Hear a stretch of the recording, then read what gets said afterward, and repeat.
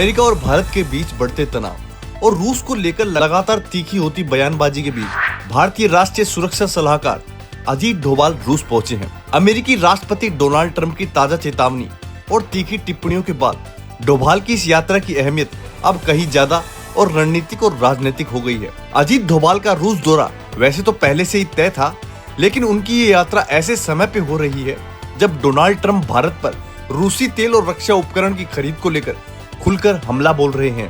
Trump ने पहले धमकी दी, फिर रूस भेजा दूत। डोनाल्ड ट्रंप ने हाल ही में अपने सोशल मीडिया प्लेटफॉर्म पर ट्रूथ सोशल पर किए गए पोस्ट में भारत पर आरोप लगाया कि वो रूस से भारी मात्रा में कच्चा तेल खरीदकर उसको बाजार में खूब मुनाफे पर बेच रहा है।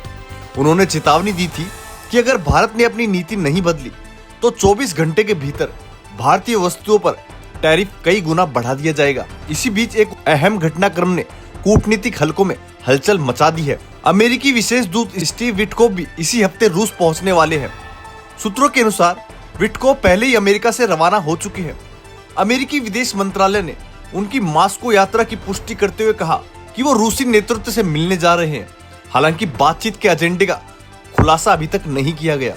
अब सवाल ये उठता है कि ऐसे नाजुक समय में जब ट्रंप रूस के राष्ट्रपति व्लादिमीर पुतिन पर यूक्रेन युद्ध को लेकर दबाव बना रहे हैं और भारत पर दबाव डाल रहे हैं कि वो रूस से दूरी बनाए, तब भारत के सुरक्षा सलाहकार अजीत डोभाल का मास्को जाना महज एक संयोग है या एक रणनीतिक जवाब?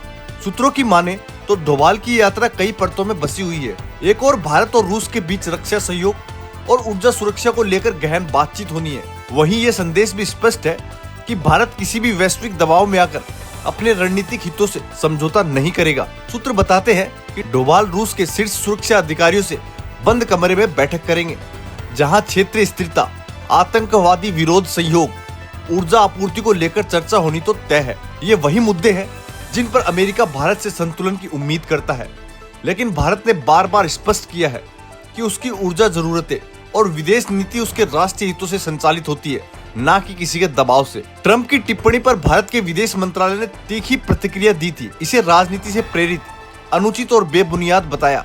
मंत्रालय ने यह भी जोड़ दिया कि भारत का तेल आयात उसके घरेलू हितों और बाजार स्थिरता से जुड़ा हुआ है। इसके साथ ये भी याद दिलाया कि खुद अमेरिका सहित कई पश्चिमी देश आज भी रूस के साथ व्यापारिक संबंध रखते हैं, तो हम पीछे क्यों रहे।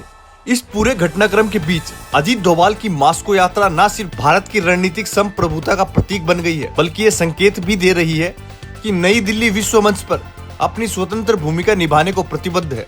इस माह के अंत में विदेश मंत्री एस जयशंकर भी रूस जाने वाले हैं, जो दिखाता है कि भारत और रूस के बीच उच्च स्तरीय संवाद की गति बनी रहेगी। ऐसे में सवाल और भी अहम हो गया है कि अजीत डोभाल की मास्को मौजूदगी ट्रंप के टैरिफ तीर पर एक सदा हुआ जवाब है। जवाब शायद यही है, भारत दोस्त के द्वार पर खड़ा है, लेकिन किसी के दबाव में नहीं। दोस्तों, आप इसके बारे में क्या सोच रहे हैं? अपनी राय हमें कमेंट में जरूर बताएं।